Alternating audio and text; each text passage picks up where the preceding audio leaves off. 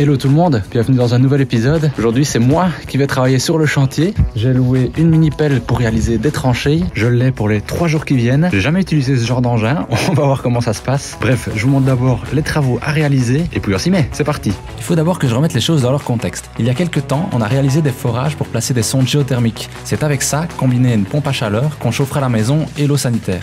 On a donc fait descendre à plusieurs dizaines de mètres de profondeur des sondes qui serviront à puiser la chaleur du sol, et ces sondes sont maintenant en attente d'un raccordement. Si vous voulez en savoir plus sur ces travaux plutôt hors du commun, j'ai fait tout un épisode là-dessus que je vous invite à aller voir. Bon, il va falloir maintenant raccorder ces 2 sondes au bâtiment.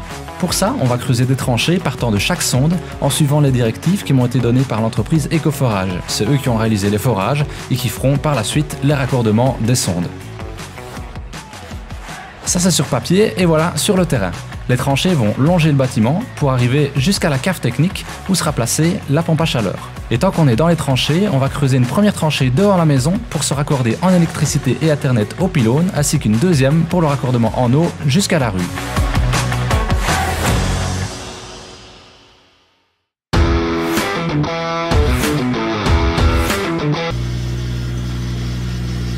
Pour éviter d'ouvrir le terrain dans tous les sens, on commence par la fin du tracé, à côté de la cave technique. Les premiers coups de pelle sont faciles car on est dans le remblai périphérique autour de la maison. Mais ça va vite se compliquer.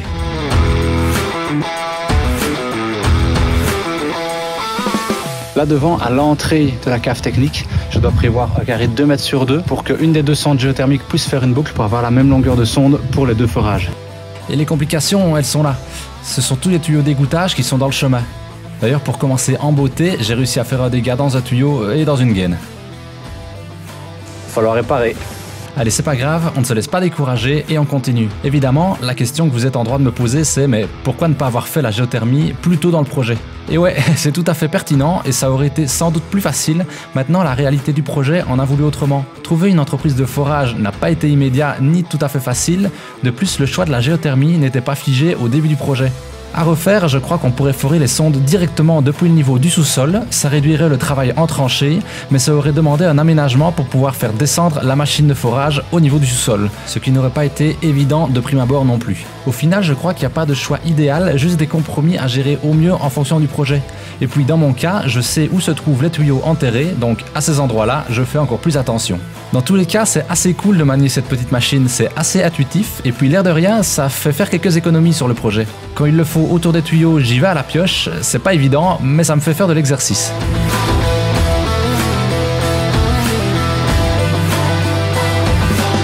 On est arrivé au premier forage, donc là c'est bon. On a une tranchée de 40 à 60 cm de large, à une profondeur hors gel, et à ce stade j'ai creusé environ les 3/4. Je suis plutôt content et je trouve que c'est déjà pas mal pour une première journée.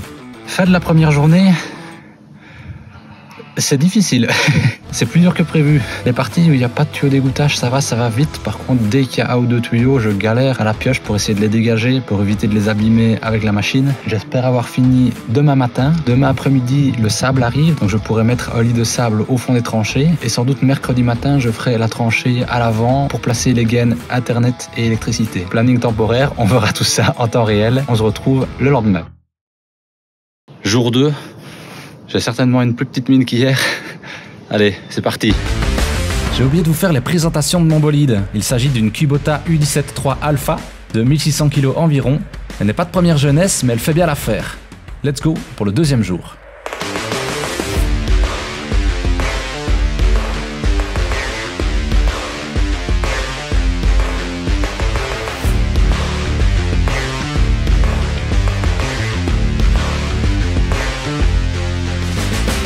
Ce qui me reste à creuser à l'arrière de la maison est plus facile car on est sorti de la zone des tuyaux d'égouttage. Ça tombe bien car l'air de rien, le temps avance. Et pour ceux qui se poseraient la question du risque de creuser directement à côté de la maison, ici aucun problème puisqu'on a un sous-sol. Aucun danger donc de déstabiliser les fondations.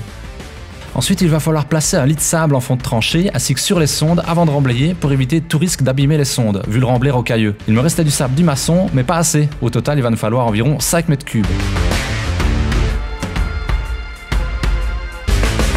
Évidemment, j'ai parlé un peu vite quand je disais que c'était plus facile car dans le coin qui me reste, j'ai encore des zones schisteuses où ma petite machine peine un peu, donc je dois y aller à la pioche. Une fois les tranchées achevées, je remplis le fond avec le sable sans traîner car il faut avoir fini avant la tombée de la nuit et on est déjà en octobre. Donc là, c'est au finish.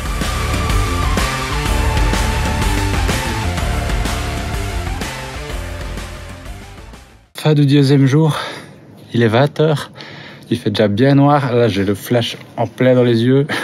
C'est terminé à l'arrière, toutes les tranchées sont faites. On a un lit de sable d'environ 10 cm partout. Déverser le sable dans les tranchées, ça a été beaucoup plus compliqué que ce que je croyais. Les tranchées, elles font quand même une trentaine de mètres. Heureusement, la petite surprise du jour, c'est mon grand-père qui est arrivé et qui est venu me donner un coup de main. Et oui, c'est lui que vous venez de voir sur les images juste avant.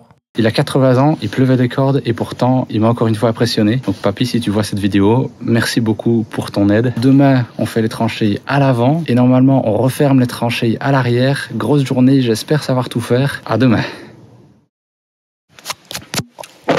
Voilà, jour 3 sur 3. Il est temps que ça s'unisse parce que je fatigue un peu. Mais hier soir, j'ai eu fini toutes les tranchées.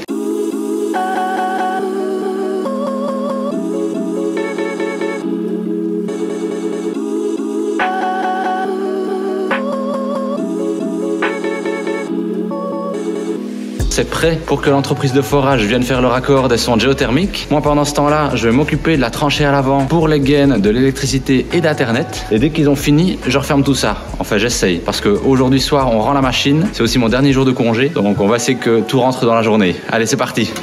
On monte dans la machine, on check les chenilles, les manettes, les pistons et on attaque une nouvelle tranchée.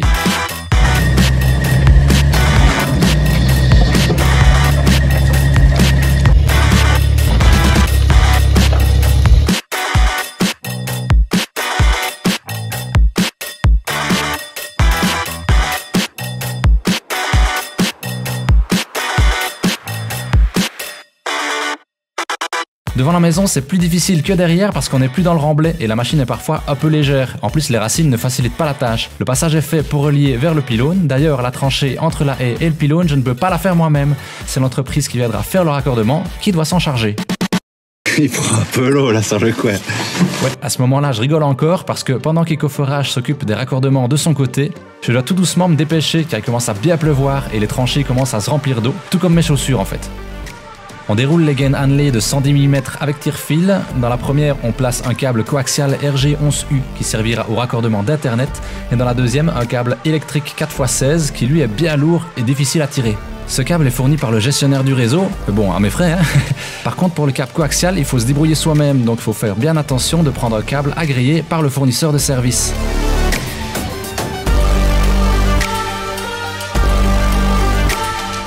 Comme pour les sondes géothermiques, on remblaye avec une couche de sable sur les gaines pour éviter qu'elles ne s'abîment avant de refermer la tranchée. Et là aussi, j'ai mon fidèle papy qui est venu pour m'aider et ça m'aura été bien utile car la météo n'est vraiment pas avec nous et le petit Freddy, il fatigue un peu.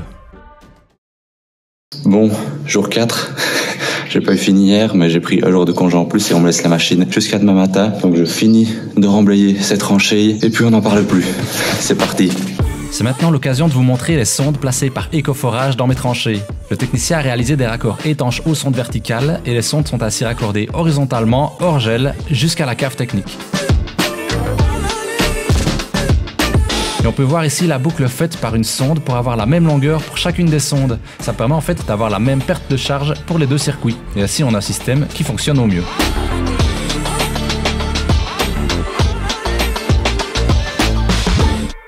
Le moment de refermer les tranchées des sondes géothermiques est enfin arrivé. On fait toujours bien attention de bien recouvrir de sable les sondes pour éviter de les abîmer quand on refermera avec notre schiste, pour éviter de les endommager.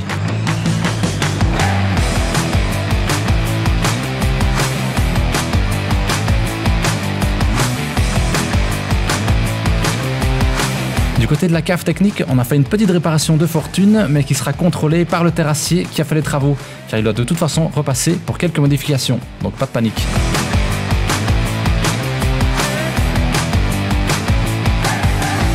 Au niveau des impétrants, c'est en ordre pour l'électricité et Internet. Par contre, pour l'eau, on doit laisser ouvert en attente de notre raccordement. Pour le raccordement au pylône, là ça tombe bien, car ça a pu être fait dans la foulée. Et dans la cave technique, c'est ici qu'on retrouve les sondes qui arrivent de l'extérieur jusqu'à l'intérieur.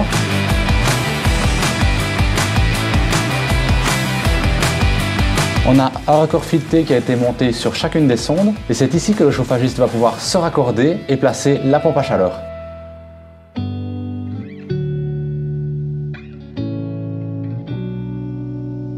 Voilà, fin du 4e jour, c'est terminé.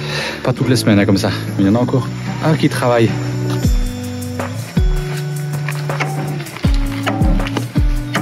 Tu veux dire quelque chose aux futurs milliers de personnes qui te regarderont? Bien, le travail est dur, mais ça les moindre. Et voilà, c'est la fin de cet épisode un peu différent. N'hésitez pas à me dire en commentaire ce que vous avez pensé de ce format, ce que vous avez pensé du fait de me voir bricoler au lieu de raconter ce que les autres font. C'est peut-être pour moi un futur pour la chaîne, un autre type de vidéo où je vous montre ce que je bricole. Je vous remercie d'avoir regardé cette vidéo jusqu'au bout. Merci d'être de plus en plus nombreux à me suivre sur YouTube, ça me fait très plaisir. Si vous n'êtes pas encore abonné, il est toujours temps de le faire. C'était Freddy, à bientôt pour une prochaine vidéo. Ciao!